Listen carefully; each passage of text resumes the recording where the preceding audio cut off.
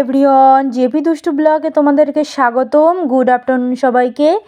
আজ চলে এসেছি একটা বার্থডে পার্টিতে, আর এটা ছিল একদম ভিন্ন, মানে দুপুরবেলা ছিল বার্থডে পার্টিটা। আর বার্থডে পার্টির ডেকোরেশনগুলো আস্তে আস্তে দেখাবো। ফার্স্টেই তোমাদের কেক দিয়ে শুরু করছি, আর ডেকোরেশনটা বাইরের থেকে কেমনভাবে কি করে গেছে সেটাও দেখাবো। আর এখানে মেনু কার্ডটাও পড়ে রয়েছে। তো এদিকে ছোটোখাটো ডেকোরেশনের পর এদিকে পড়েছে খুব সুন্দর একটা করে বার্থডে কেক কাটার জন্য জায়গা করেছে, আর বার্থডে লিখে দিয়েছে। আর এটা কিন্তু খুব মিষ্টি, আমার একটা সোনা, মানে যার বার্থডে তার ছোট বোন, মানে আমার বড় ভাসুরের ছোট মেয়ে, ও কিন্তু খুবই মিষ্টি। আর এদিকে দেখো টেবিলটা সাজানো হচ্ছে, আশীর্বাদী টেবিল। আর আমি ঘরে যাব, এই ফটোটা কিন্তু স্পেশালি আমি দিয়েছি, আর ওদের খুবই পছন্দ হয়েছে। আর এটা কিন্তু বড় মেয়ে হাতে নিয়ে রয়েছে, ও লাগাতে পারছিল না ফটো ফ্রেমটা, তাই জন্য বললো কাকিমণি তুমি আমাকে এই ফটো ফ্রেমটা একটু লাগিয়ে দাও আমার ঘরে।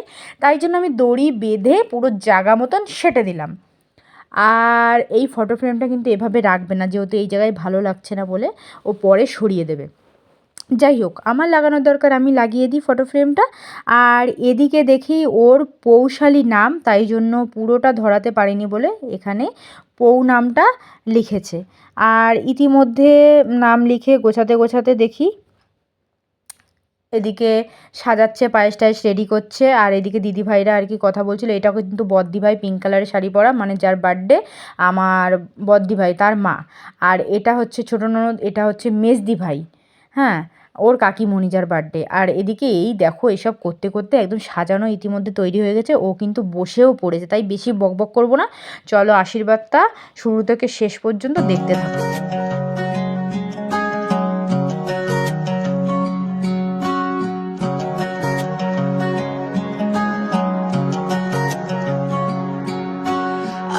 आज ही के दिन हमने तुमको रब से पाया था, जन्नत से तो साथ में खुशियाँ कितनी लाया था।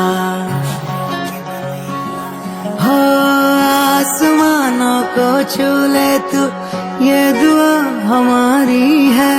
अपनी उम्र भी हमने तो हंस कर तुम पे वारी है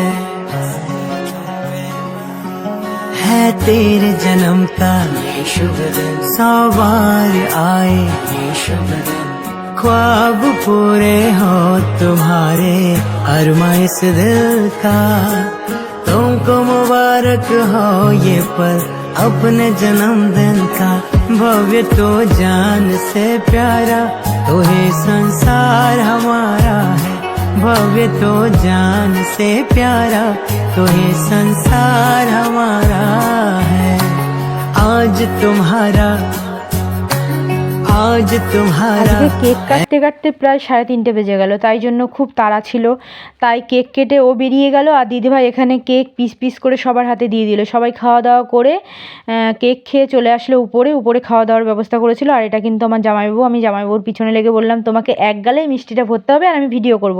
আর জামাইবাবু তাই শুনে ভিডিওটা করার জন্য এক গালেই মিষ্টিটা ভরে দিল। তারপর চলে আসলাম এখানে কি কি মেনু হয়েছে সেটা হালকা করে তোমাদের একটু দেখিয়ে দিই। কচুপোড়া, তোমরা কিন্তু কেউ লোভ দিও না, আমি কিন্তু খেতে বসে পড়ে গেছি। আর মেনুটা দেখার জন্য কিন্তু রেডি হও। আর এটা কিন্তু আমার কথা ননদ, তোমরা তো আগেও দেখেছো, খুব মিষ্টি ননদ। আর এইটা হচ্ছে সায়ন্তিকা, ও একটু হাই করে দিল। আর এই ফাজলামি করতে করতে পড়ে গেল প্লেট, আর প্লেটের পর টিস্যু, আর পড়ে গেল এগ ডেভিল আর সস। চলো একটা বাইট দিয়ে দিই। আর এগ ডেভিলটা যা ছিল না, জাস্ট অসাম, এখনও জিভে জল চলে আসছে, তাই আমি আর একটা নিয়ে নিয়েছিলাম। আর এগ ডেভিলের মধ্যে শুধু এগ নয়, চিকেনও ছিল, চিংড়িও ছিল, বাদামও ছিল, তাই বেশি ভালো লেগেছিলো। তারপরে দেখি ডাল পড়ে গেল, আর এটা কিন্তু মুড়িঘণ্ট ডাল, দেখেছো জিভে এখনও জল আসছে। মুড়িঘণ্ট ডাল দিয়ে চিপস দিয়ে খেতে খেতে পড়ে গেল মাছ।